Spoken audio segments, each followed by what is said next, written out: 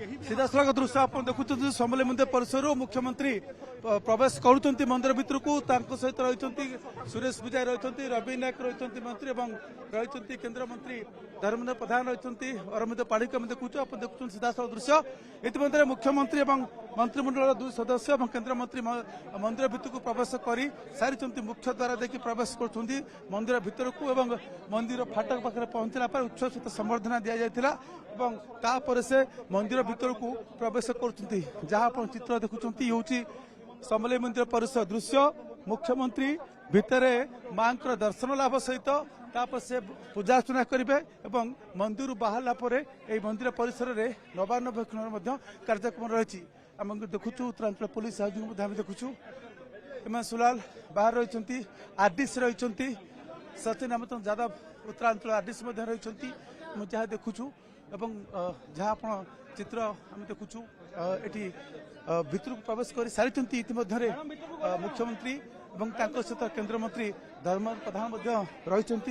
सहित दुई cabinet minister रही सुरेश पूजारी रवि नायक और सहित रही स्थानीय विधायक जयनारायण मिश्र रही जहाँ चित्र देखुं ये हूँ सीधासख दृश्य और जहाँ पूर्व निर्धारित कार्यक्रम अनुसार मुख्यमंत्री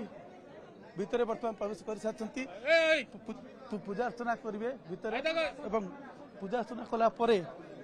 बाहर को आसवे मंदिर परिसर में नवान्न भक्षण कार्यक्रम बर्तमान फाटक बंद होती भितर जहाँ दूर जहाँ दृश्यमान होती भितर मुख्यमंत्री गंभीरा पाखे पहुंची सारी मंत्रिमंडल अन्य दुई सदस्य स्थानीय विधायक और केन्द्रमंत्री धर्मेन्द्र प्रधान से पहुंचती भितर जहाँ आम चित्र जहाँ दूर दृश्यमान होती पहुंची सारी मंदिर भितर और अन्य मानकर प्रवेश बर्तमान बंद रही दर्शन कलापर पूजा अर्चना जहाँ पूर्व निर्धारित कार्यक्रम अनुसार मुख्यमंत्री भितर पूजा करेंगे पूजा कर सारापर एबाटे से प्रस्थान करेंगे और मंदिर परिसर में जो दीप घर रही से दीप घर को आज से घर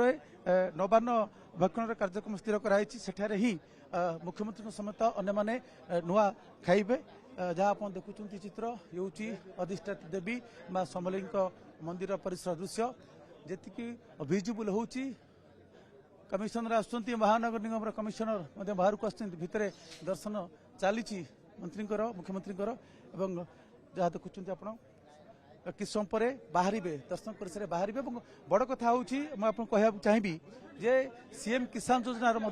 बड़ कार्यक्रम पर अच्छी सीएम किसान योजना शुभारंभ करेंगे गंगाधर मेहर विश्वविद्यालय परिसर जो ऑडिटोरियम अच्छी पोर्टाल को जो पोर्टाल को से लोकार्पित करेंगे यही अवसर में जानी एक जनाभिमुखी कार्यक्रम जहाद्वारा कि चाषी भाई मान पाखे आर्थिक सहायता राशि पहुंचब बीजेपी सरकार ये एक जनाभिमुखी कार्यक्रम एवं राज्य स्तरीय कार्यक्रम प्रथम संबलपुर ये कार्यक्रम साधारणतः भुवनेश्वर रही परंपरा रही है किंतु सीएम किसान योजना एक प्रतीक्षित योजना विशेषकर चाषी मान एक लाभकारी योजना आम कहीपर आर्थिक चाषी मान आर्थिक दृष्टि सहायता जोगेबा आर्थिक सशक्त करवा ये उद्देश्य योजना आरंभ कर खुशी कथा हूँ ये संबलपुर आरंभ कर राज्य स्तरीय कार्यक्रम शुभारंभ संबलपुर ही ये हूँ जे प्रथम थर कौन योजना जहाँ साधारणतः भुवनेश्वर होता है किंतु संबलपुर कर जो परंपरा रही यपटे प्रस्थान करेंगे मुख्यमंत्री आम चेष्टा करवा बाहर बेले से दृश्य आम आपको देखू बर्तमान पूजार्चना पर जो प्रस्थान गेट अच्छी यपटे मुख्यमंत्री अन्य प्रस्थान करेंगे